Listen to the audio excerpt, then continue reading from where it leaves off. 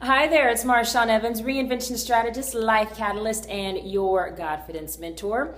Welcome to GODfidence TV, where we help you to manifest miracles from the inside out. And one of the things that we're going to talk about today on GODfidence TV is something that I believe is holding you back, something that is preventing you from operating in the fullness of your divine assignment. And that little blessing blocker is perfectionism. That's right, perfectionism. Now, I know, ladies especially, that you're probably a lot like me, where you want to present your best, you want to do your best, and you want to operate in excellence. You want to live out what the Bible says, which is to live a life worthy of the calling you have received. Am I right? Well, one of the things that is not in the Bible is that God requires us to be perfect before we can actually do that. That's the little piece that we tend to add in. And the truth is that perfectionism is really a sign of distrust. It's showing that we don't trust that God will perfect that which concerns us. And that's what it says in the Bible, that He will do that, not us. And He doesn't put any kind of caveat or asterisk or note saying that He needs our help. But what He does require, what He does ask of us, is our surrender, our obedience, and most importantly, our trust. And so perfectionism really has a negative impact on women. It impacts our self-esteem. It causes us to never feel like we're good enough. It also impacts our ability to move forward because we stay stuck in the paralysis of preparation and the paralysis of analysis. We're always getting ready to get ready, to get ready, to get ready, but we're never there. You know, if you've ever felt like you're never fully enough, you've never fully arrived in the destination, you're not exactly where you're supposed to be, or you're not good enough, or there enough, there's something where you're feeling like you're not enough yet.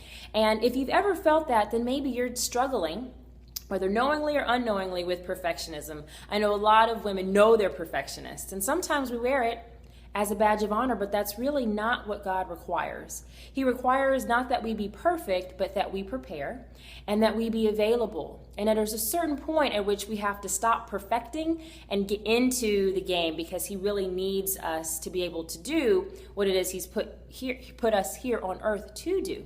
So here are a few tips, okay, to overcome perfectionism. Number one is stop perfecting. Stop perfecting. Stop getting ready to get ready to get ready, and start practicing. Start leaping, start doing something that you've never done before, and be okay with it not being maybe to the highest of high standards that it's always been, which takes me into point number two, is to lower the bar. Lower the bar. As women, we tend to raise the bar so high that it's almost too high for us to even reach. There's this image of perfectionism that doesn't really exist, and it's actually a burden. The Bible says, "My yoke is easy and my burden is light." And one of the things that I teach with the women and the men that I mentor in our GODfidence Business School is the idea that paid is better than picky. That's right, paid is better than picky. So in your life, maybe you're in business, maybe you're an entrepreneur, maybe you're an aspiring one. What I find is that the people who tinker and tinker and tinker and are always perfecting and perfecting and perfecting, they never make any money. Perfectionists never prosper. They really don't, because they never launch, they never get started. And so you have to lower the bar and understand that paid is better than picky. And that can be in any area of your life. It doesn't always have to be perfect. That's a self-described standard, a self-required standard, not something that God requires. Number three is to learn how to delegate, learn how to give things to other people, and outline your process of how you would want it done, but understand no one is ever going to do it exactly the way that you do it, and that is not what is required. Christ had a crew, right? He didn't try to do everything on His own either. So that kind of takes me to point number four, which is to get support, right? We want to delegate, but you also want to get support, because you need people around you who believe in you, and you've got to, not be so rigid to where they can never meet your impossible standards, so that you end up in isolation, because you'll never be able to accomplish your purpose, your calling, and to manifest all that God has you alone. If Christ couldn't do it, we can't do it either. So we need other people. And finally, and this is a core mantra of the GODfidence philosophy and the GODfidence Business School, the final point is to start before you're ready. Just like perfect does not exist, ready does not exist. There's no such thing truly as being fully ready.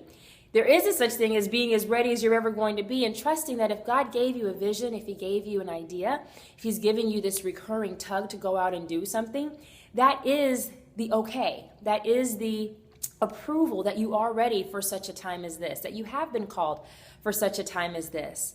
And it's important that you start before you're ready, because you're going to be walking in the shoes of some great icons. People like Esther and Daniel and David and Moses. None of them were really ready, right? God does not require that you be perfect. He doesn't require that you be even qualified by the world standards. He only requires one thing of you, and that is that you say yes.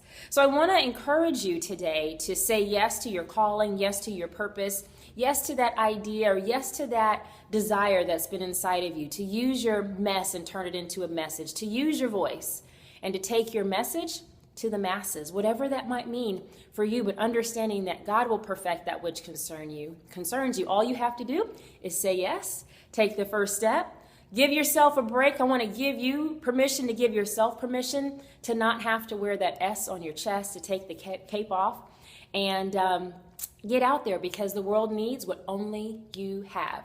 GODfidence is using the power within you to manifest the life that God has always intended around you. And I have a feeling that He's getting ready to bless your socks off. So let's leave perfectionism behind and let's start pursuing purpose instead.